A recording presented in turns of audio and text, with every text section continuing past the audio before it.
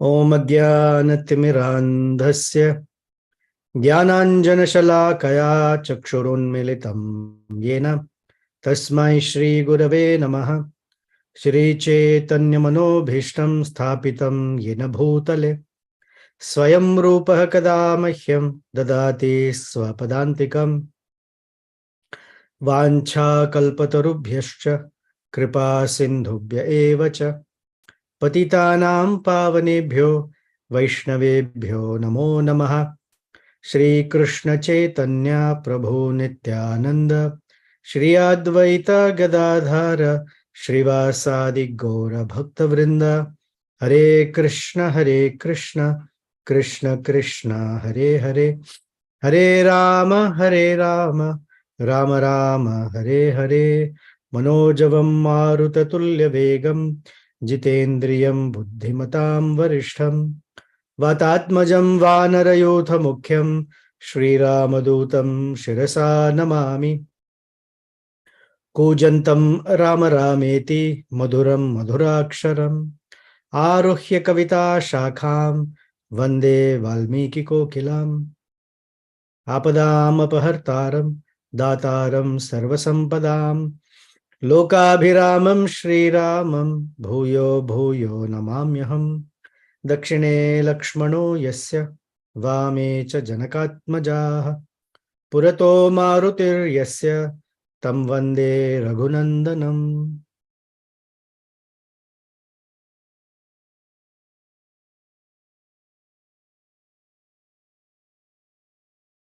Our hero Sri Hanumanji is on this branch of the Shimshupa tree, looking down, and he's seeing Sita Devi, and he is still ascertaining whether she is Sita or not. So far, by using his intelligence, he has been able to ascertain to a fair degree that this is Sita Devi. But he wants to make sure. So first, in the first section, when we discussed this, Hanumanji described all her physical characteristics to recognize her as Sita Devi. In the second section, he ascertained her to be Sita by all her inner qualities. And the way he did by inner qualities is by looking at her countenance. He gave a list of certain qualities and compared her to those virtues and qualities within her.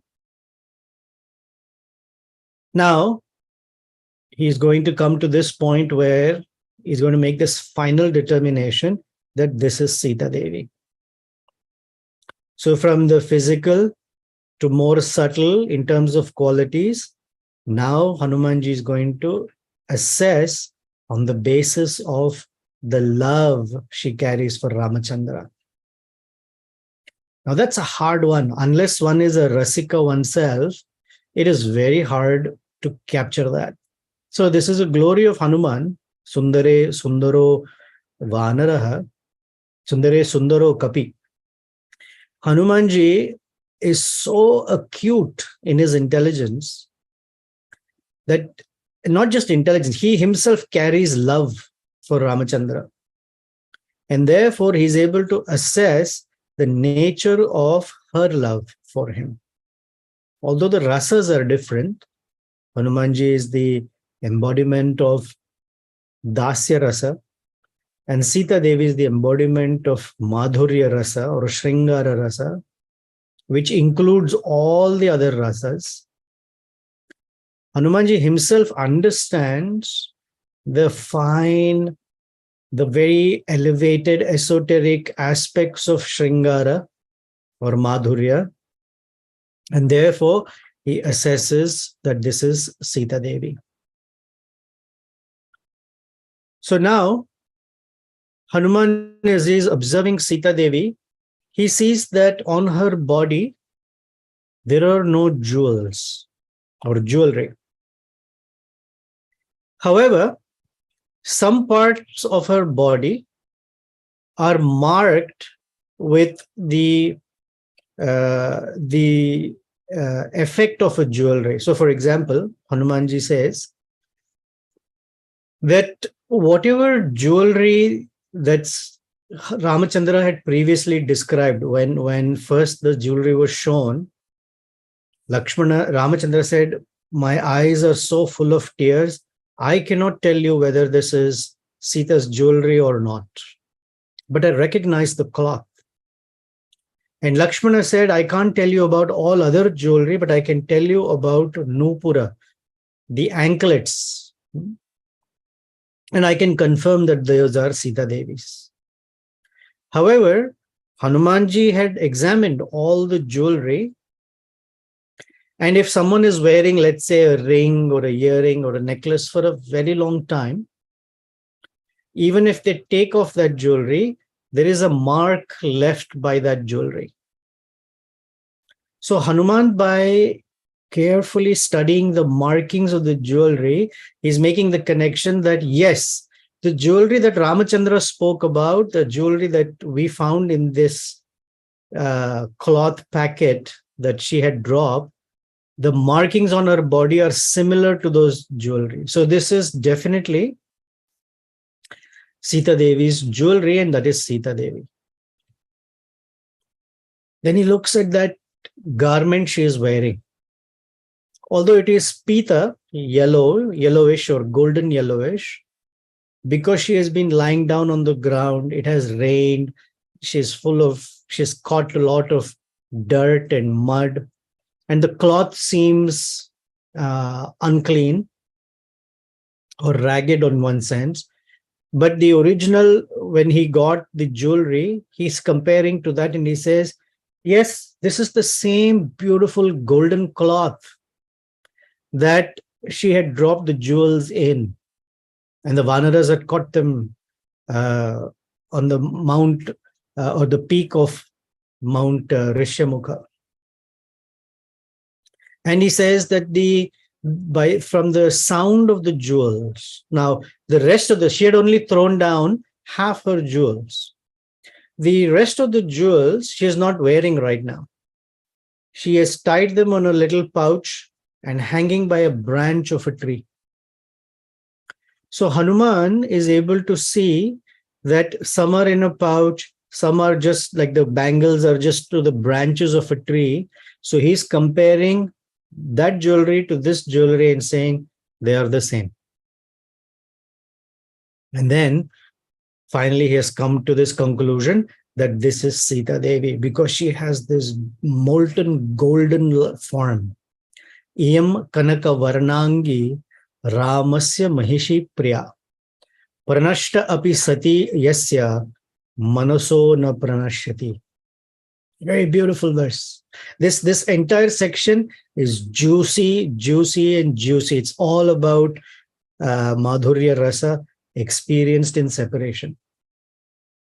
He says, Iyam, this lady, Kanaka Varna Angi. Her body is like molten gold. We use the word or the shloka that we are used to is Tapta Kanchana Gaurangi. Tapta Kanchana Gaura, like golden like molten gold, or effulgent like or shining like molten gold. Here also Kanaka Varna, golden color. Angi means all her limbs are in golden color. Ramasya Mahishi Priya. She is Ramachandra's dearmost wife. And then Hanuman says, Pranashta api sati yasya. Although she has been lost for Ramachandra, yasya manaso na pranashyati, that she is never lost from his heart. This is the nature of love, that although the person may not be physically present, they make a solid place in the person's heart. So they're constantly thinking about them. That in Bhagavad Gita, we're told the verse was, Madgatena antaratmana. Krishna says, I am constantly in their hearts. And previously we heard, we have not yet heard. Hanuman's going to tell Sita Devi that Ramachandra's heart is full of your presence.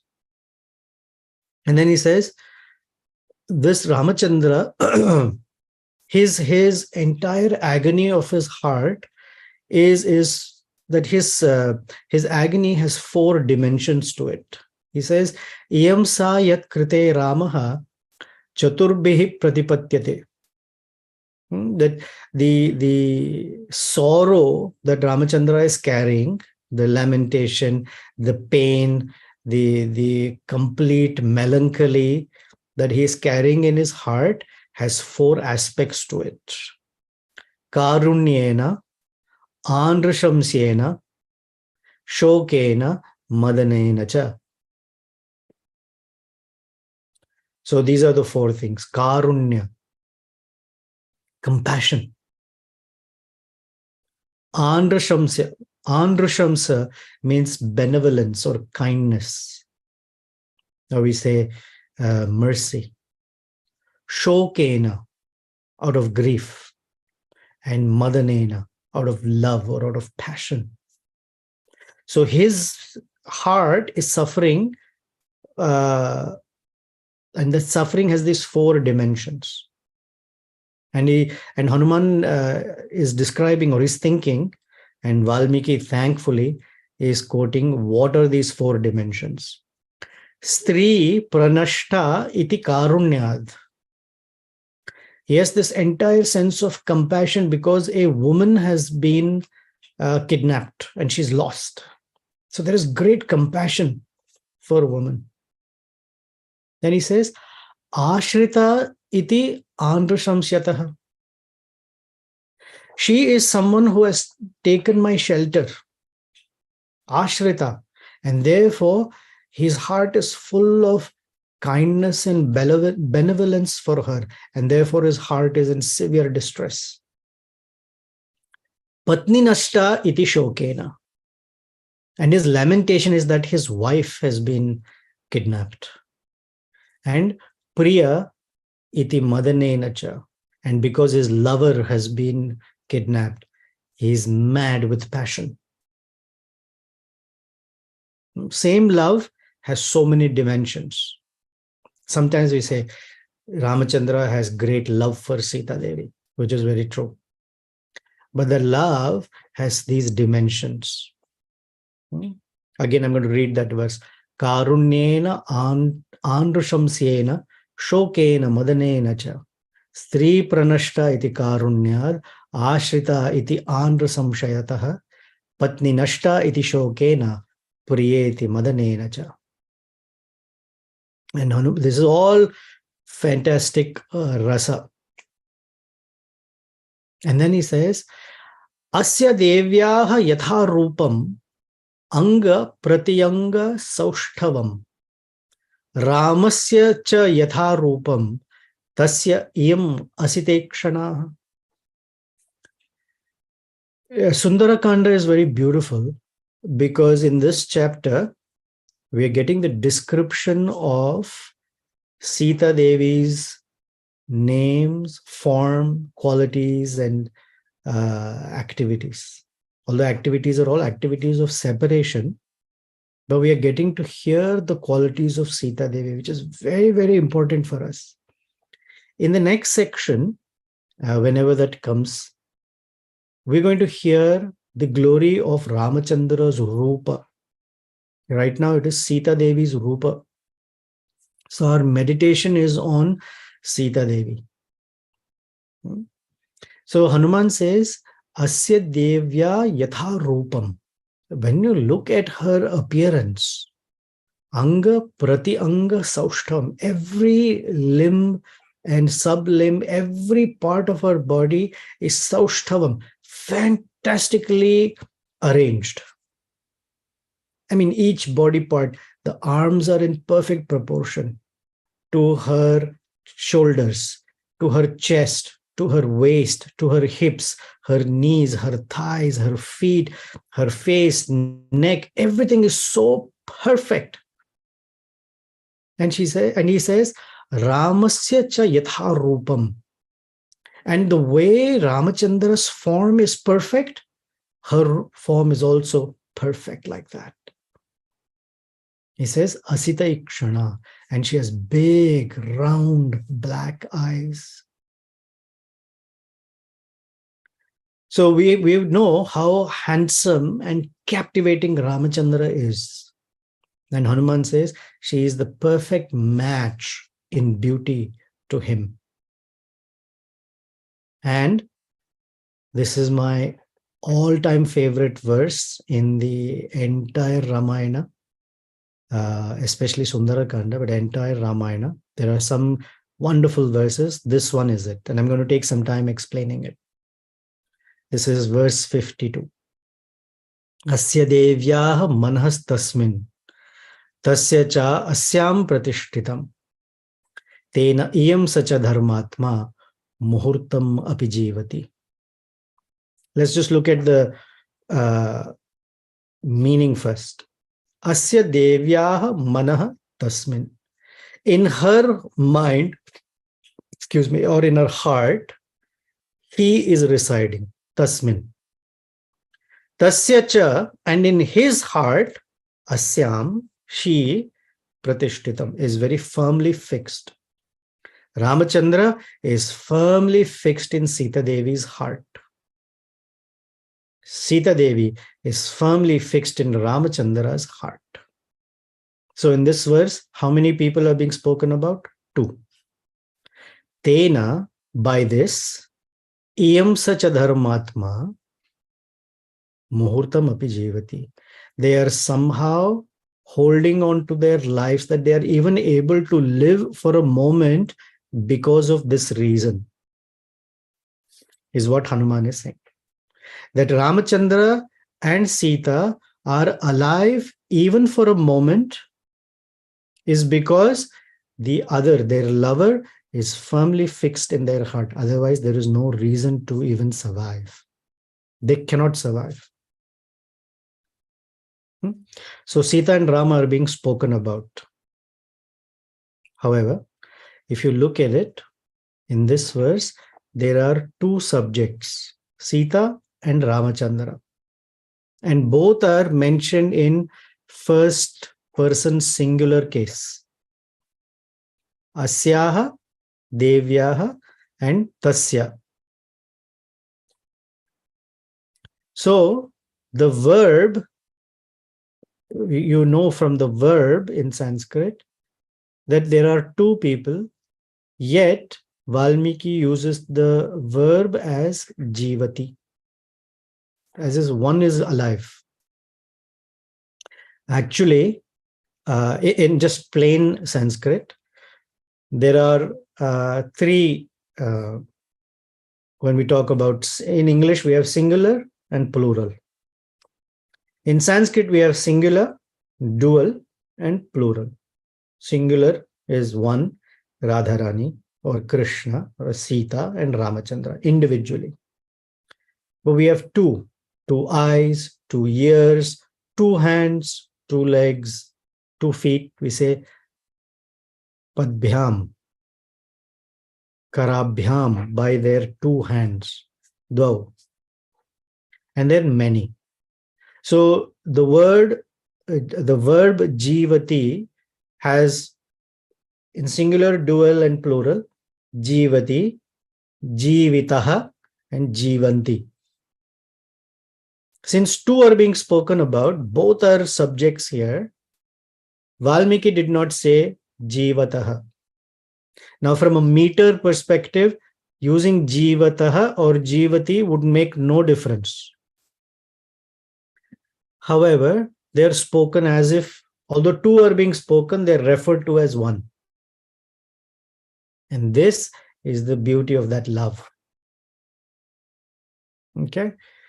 So this idea is that although they are 2, they are one. Radha Krishna nahe anya. Deha bedha. Their forms may be separate, but they are one. In this case also, Hanuman is saying Sita and Ramachandra are one. The sun and the sunlight are one. The moon and the moonshine are one. Fire and heat are one. So we have severe that they are one and the same. The energetic and the energy are one. By by the intensity of their love. I'm going to give you an example here. This is the love or the intensity of love between Sri Bhagavan and his Shakti, Sita Devi. So this oneness is called Tad-atmika, meaning experiencing the full presence of the lover. This Tad-atmika oneness is where the Vishaya, the absorption in the Vishaya. So for Sita Devi, the Vishaya is Ramachandra, and for Ramachandra, the Vishaya is Sita Devi, that it is so deep and so engrossing that one takes on the identity of the other.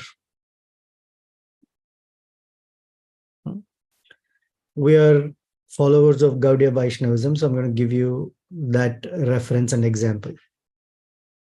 In Vrindavan, there is a beautiful place called Imli Tala, where on the banks of the Yamuna river, there is a big, massive tamarind tree. One day, Krishna was sitting under that tree and looking at the Yamuna, and his mind was so deeply absorbed in Srimati Radharani that this blackish form suddenly turned into golden color. And he was taken on as if he looked like Radharani. Later, when that Sri Krishna appeared as Chaitanya Mahaprabhu with a golden form, and this is the reason Chaitanya Mahaprabhu has a golden form. He's Krishna, but so absorbed in the love of Srimati Radharani that he has taken on a golden color. This Chaitanya Mahaprabhu came and sat under the Imli tree, the tamarind tree, and was in deep thoughts of separation from Krishna, because that the mood is of Radharani, that Chaitanya Mahaprabhu turned completely black like Krishna. This is called Tad-atmika oneness.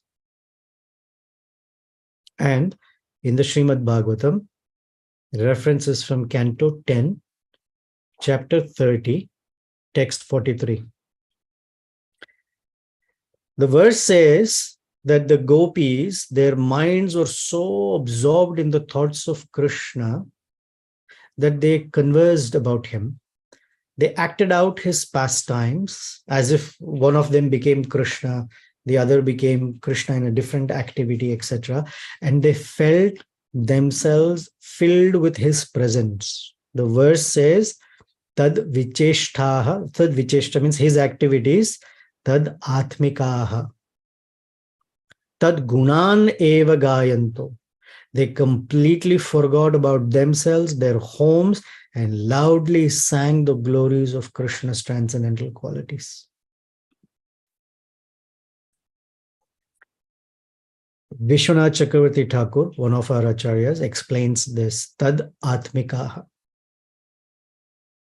that relevant to us is Sri Ramachandra is the Vishaya of Sita Devi's Priti. And Sita Devi is the Vishaya of Ramachandra's Priti. And because they are not two, but one, the verb is Jivati. One. Excellent verse, excellent verse.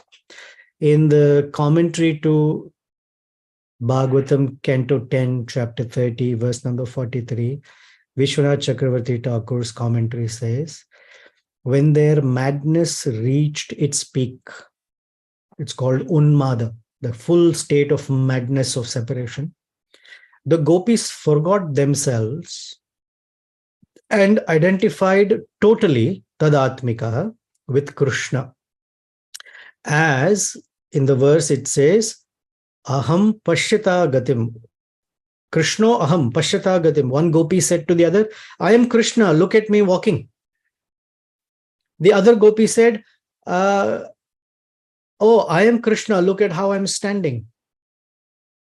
In this way, Vishwanath Chakravarti Thakur says, the gopis forgot their own identities and merged with Krishna's identity. This oneness is not the monism of Advaita. This is the oneness of love. They are the gopis, but that's called Tad-atmika. And that is what Hanumanji is noticing in Sita Devi and Ramachandra. Therefore, singular. Then Hanuman now thinks about Ramachandra, and he says, Dushkaram kurute Rama imam mattakashinim Sitam vina mahabahu muhurtam api jivati. He says, Ramachandra has done the most impossible task. Dushkaram kurute. What is it? That he is able to preserve his life breath even for a moment in separation from Sita Devi. How is it possible? Nobody can be alive. They would have given up their life. The love between these two is so intense that it is impossible to be alive. The fact that Ramachandra is still breathing means dushkaram kurute. He has done something impossible.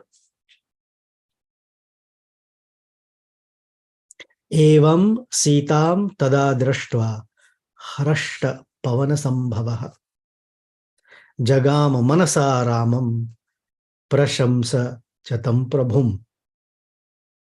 Hanumanji, when he saw Sita Devi and he was thinking of Ramachandra, that how they are able to live without each other, evam Sitam tada drashtva, then he saw Sita Devi, harashta, he fell into ecstasy completely. Pavana Sambhava means the son of wind god, fell into this complete ecstasy, harashtaha. And Jagama Manasa Ramam, with his mind, he went to Sri Ramachandra. And he glorified Prashamsasa.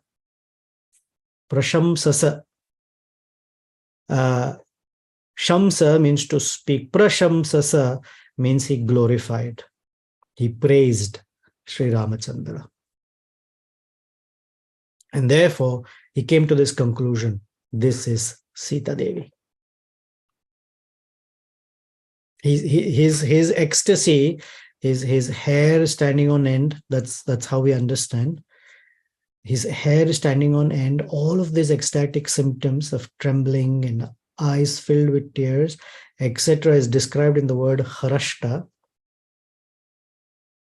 by his appreciation for their love. When we study scriptures such as Bhagavatam, Ramayana, etc., even Bhagavad Gita, when we hear verses about the love of the Lord with his devotees and the devotees' love for the Supreme Lord, and the ecstasy they exchange with each other, by being a witness to it, by studying it or hearing it, we should feel similarly ecstatic. These are all means of or stimulations of ecstasy. Whenever we hear about the love between Ramachandra and Sita Devi, it is meant to awaken in us that ecstasy. If not today, someday. But these verses are meant to be heard and read again and again, meditated upon again and again.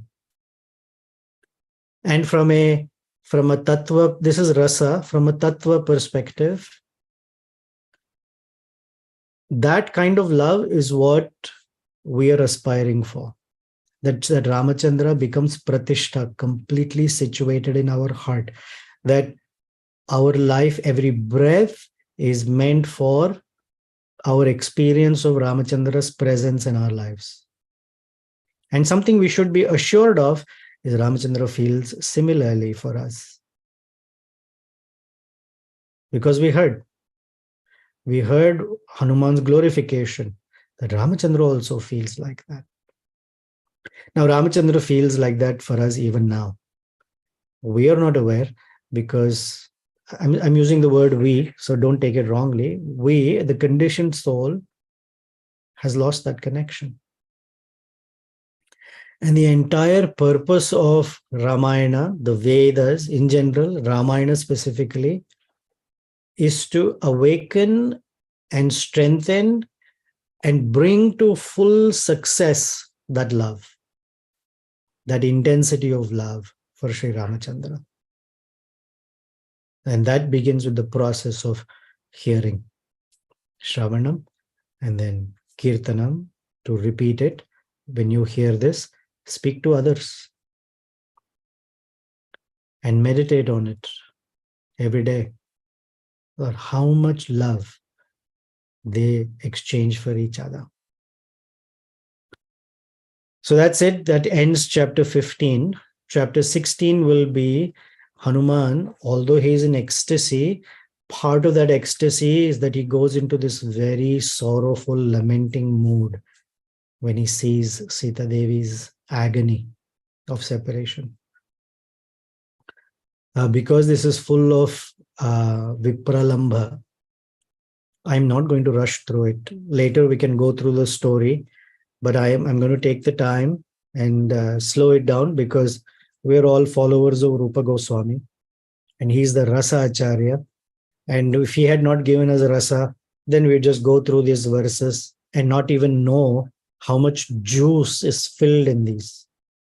So we are ever grateful to Sri Rupa Goswami for opening our mind and hearts to the existence of such rasa. And thanks to Valmiki for putting it there. It's hidden in plain sight, just sometimes visible and often not visible at all. So, any questions, comments, thoughts?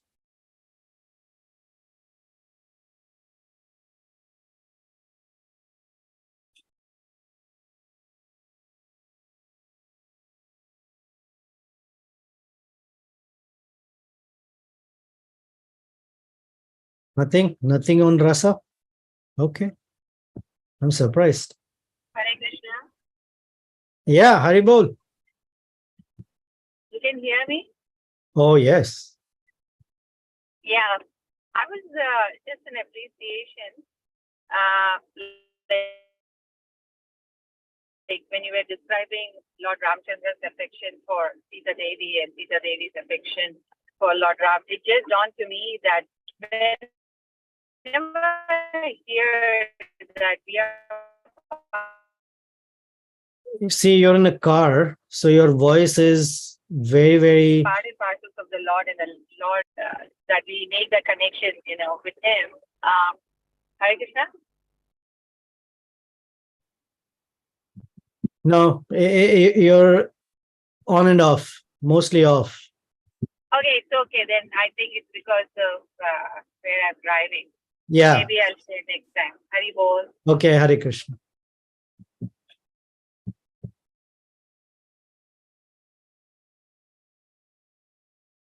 Anyone else?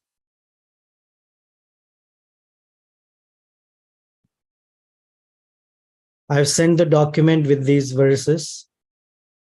Take your time. If you like to learn them, but they're fantastic ones. Okay, looks like nothing else. Everyone's quiet. Some reason when we talk of rasa, people go quiet. Okay, Hare Krishna. Let's spend the week meditating on the intensity of this love between the two, and that we aspire that our heart may also have that kind of love and intensity of love. And it comes by the grace of the divine couple Sita and Ramachandra, and or delivered by their wonderful devotee Sri Hanumanji.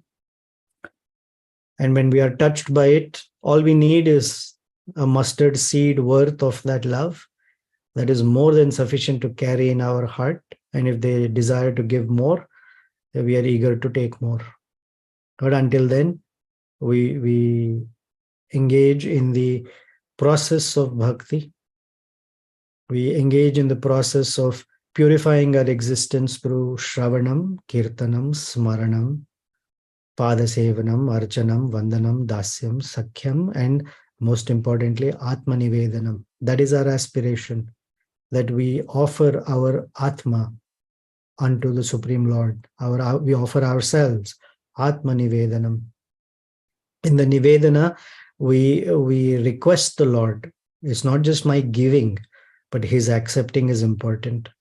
Therefore, during japa, we are encouraged to chant the holy names of the Lord with the request that please accept me. That please accept me is the aspect of Atma Nivedana, that I am offering myself to you in whatever state I am, kindly accept, and by your association, Supreme Lord, by the association of your devotees, my pure existence will manifest. Thank you. Shri Sitaram Lakshman Hanuman Ji ki Jai, Srila Prabhupada ki Jai.